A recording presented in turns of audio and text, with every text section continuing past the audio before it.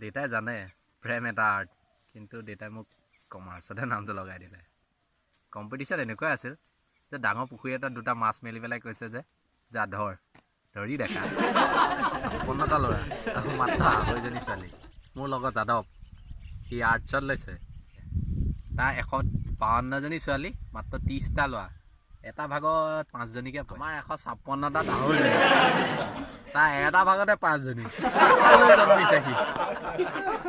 মই কি কলিজা। মই ফাৰ্ষ্ট ডেত আধা টাইম শিখৰ খাওঁতে গ'ল, আৰু বাকী যিটো টাইম থাকিলে সেইটো তাৰ পিছত ঘূৰি ফুৰোঁ। দুটামান তাৰ পিছত আছিল, কিন্তু সেইটোহে মোৰ বেছি ইম্পৰ্টেণ্ট আছিল।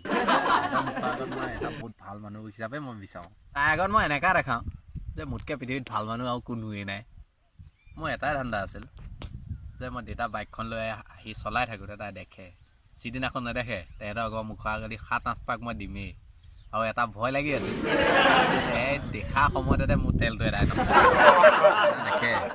সেইদিনাখন লগৰকেইটাক কওঁ কি খাবি যে ইমান কেইবছৰ যিমান টকা খৰচ কৰিলোঁ সেইটোৱে পানীত পেলাব নেকি।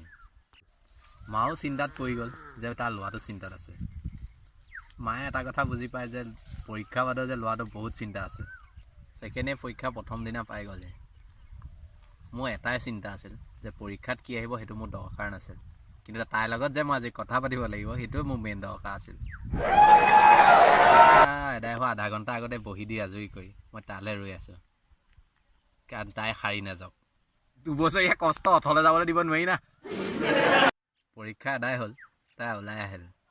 তাইলৈ মই ৰৈ আছোঁ, ঘামি গৈছোঁ। তাইলৈ চাইছোঁ, তাই চাওঁতে মোৰ কাষত ৰ'লহি, কিন্তু তাই তাৰ লগতহে উঠি গুচি গ'ল। ভাবিছিলোঁ তাই দিব এটা স্মাইল, কিন্তু তাই মাৰি থৈ গ'ল এটা মিছা।